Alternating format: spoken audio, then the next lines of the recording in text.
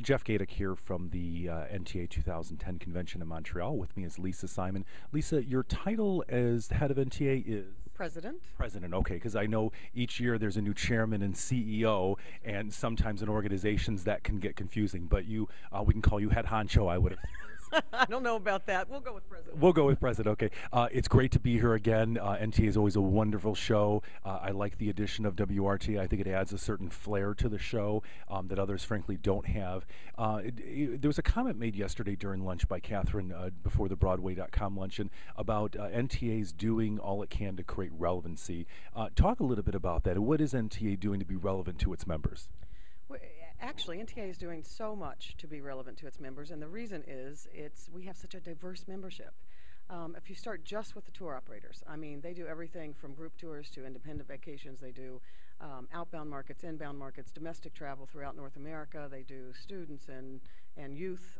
They do seniors. They do every age in between. It's just such a diverse mix of tour operators that we have to do as much as we can to provide them with the right opportunities for different markets and different products. Okay. So a few years ago, we started getting some demand from our tour operators to bring in some international product because even if they hadn't been in the outbound business, they were beginning to get demands from their customers to go outbound. And so we're trying to provide destination and supplier product for them outside of North America. In addition to that, the inbound markets, international markets, have become more and more important to all of our North American suppliers and destinations, including tour operators who do service international visitors.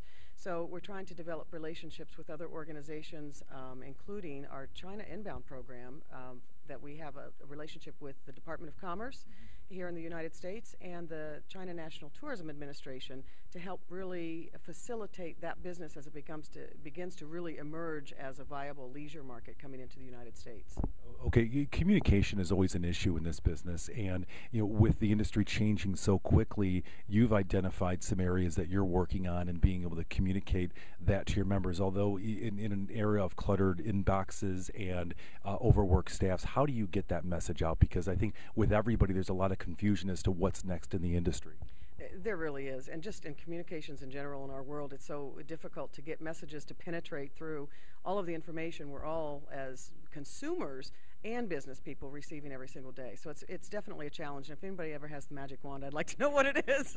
But we are trying to get specific messages out to specific audiences within our membership to help them with what they need from NTA without all the clutter. And so we are developing a distribution system, if you will, for our information, education, communications that will help members receive what they need without everything else that NTA is doing. For example, if it's a supplier that is dealing with domestic and international inbound markets, they don't care about the outbound markets. We don't want them to be cluttered with a lot of our outbound information, and vice versa. If it's a tour operator that only does outbound business, they're not going to be interested so much in our North American events or products, and so we want to make sure that we target those messages. So it's a challenge, though. We'll keep trying to find it. It seems like you're going in the right direction with that. Another thing I want to touch on today, obviously convention is the big event that NTA holds this year. There's been the addition of a few new events, Montage and Contact.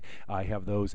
Speak to the difference of those events as opposed to what convention offers buyers and sellers. Sure, and those speak to what we're trying to do to again be relevant and serve our members' needs, because again so many tour operators are doing international business, and again that is outbound as well as inbound.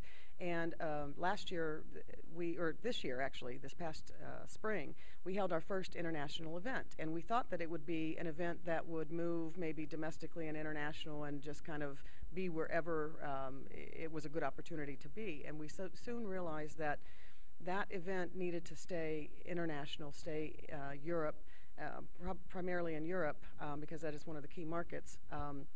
And really service our inbound, outbound needs for our members. And then what we decided to do to complement that is to introduce Contact. That will always be our North American event for those members who, number one, don't have any international needs, but also it's going to be an educational event for tour operators. So there will be 3 tracks of education because they don't have much time at the convention to get a lot of education or seminars. And so there will be a track for CEOs and owners, a track for sales and marketing representatives, and a track for operations. So hopefully they can, bring as many people as they can from their offices to get, some value from all of those different educational sessions. Okay. And I'm sure more information is available on ntaonline.com. Okay, and finally, in a very competitive marketplace where money is tight, for the suppliers, what is your pitch to suppliers to get, if you're not involved in NTA, if you've dropped your membership, if you haven't been to a convention, what's your pitch to them to get them back involved in the organization?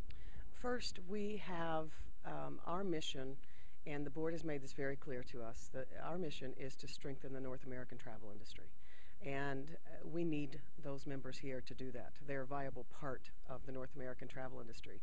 And the North American travel industry can be anything that is relevant to any business, travel business in North America. And again, that goes back to whether it's inbound international visitors, domestic throughout United States, Canada, and Mexico, the Caribbean, for example, or it's outbound to the rest of the world. We want to make sure that we are providing as much education and business opportunities as we can for North American businesses. Okay. Wonderful. Well, thanks, Lisa Simon. Always appreciate it. Thank you. Okay. I appreciate it too. Great. Thank you.